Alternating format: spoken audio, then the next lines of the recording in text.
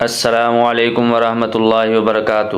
حکیم قاری محمد عمر، شفاء المریض دواخانہ چک نمبر 7 سینی بار ضلع ننکانہ صاحب سے آپ سے مخاطب ہے۔ آج میں جس موضوع پر بات کرنا چاہ رہا ہوں وہ ہے دست، اسہال، پیچش وغیرہ۔ دست اسہال جو ہیں یہ بلغمی مزاج کے مریض کو ہوتے ہیں۔ اس میں سفید رنگ کے پخانے آتے ہیں۔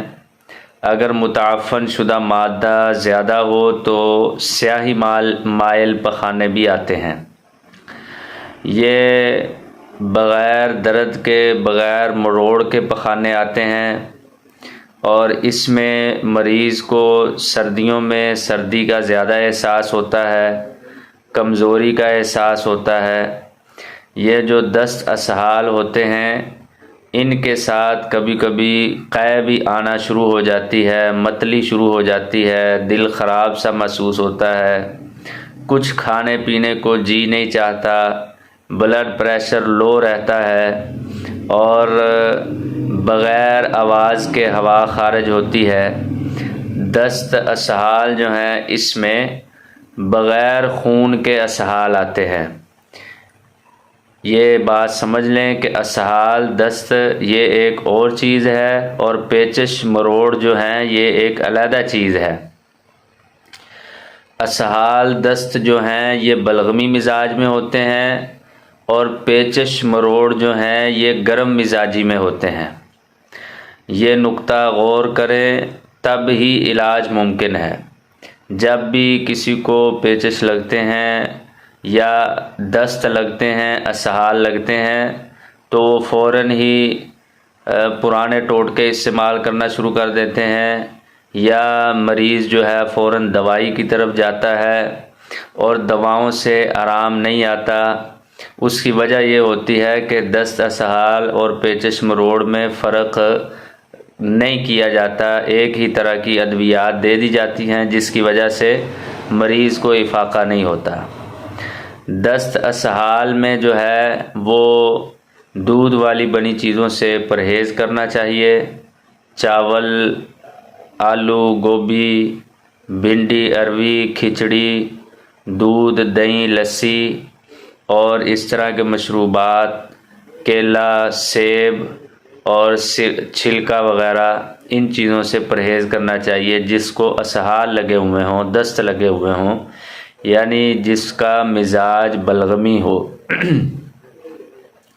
اس کے لیے بہت سادہ اور آسان سا علاج اور نسخہ آپ حضرات کی خدمت میں پیش کر رہا ہوں۔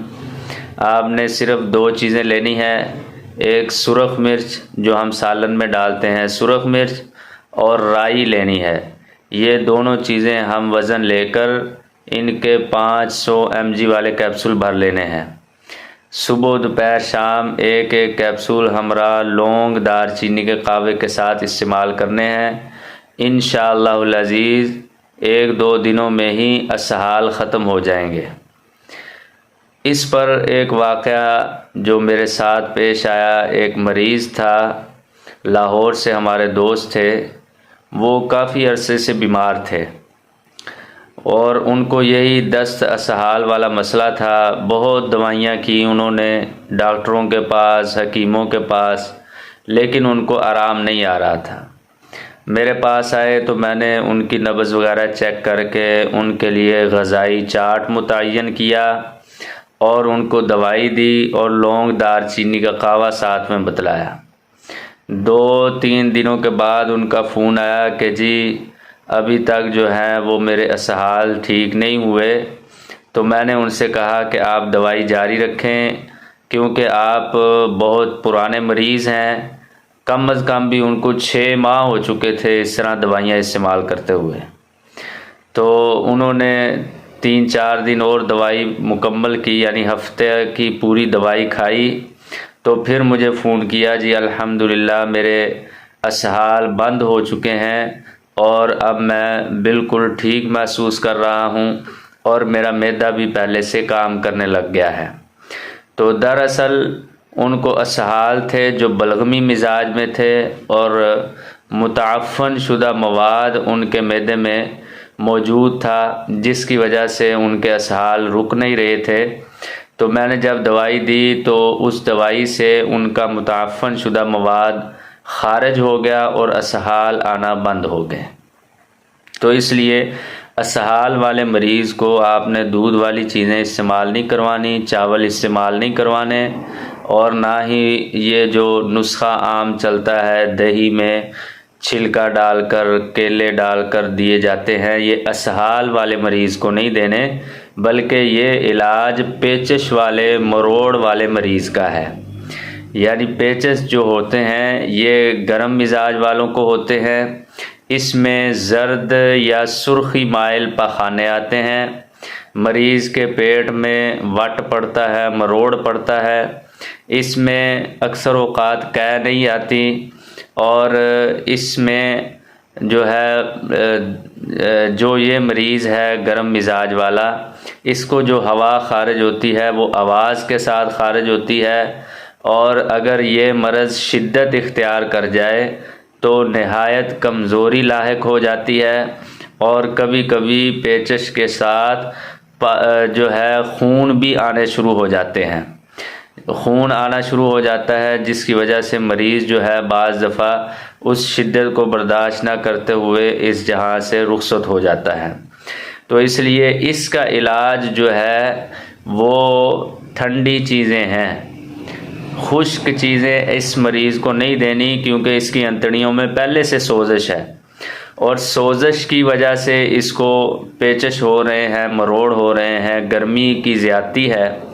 آپ اس طرح اندازہ لگائیں نا کہ ایک جگہ پر آگ بل رہی ہے، آگ جل رہی ہے، اور آپ وہاں پر اگر ہوا چلائیں گے، خشک ہوا، تو وہ آگ بھڑکے گی نہ کہ بجھے گی۔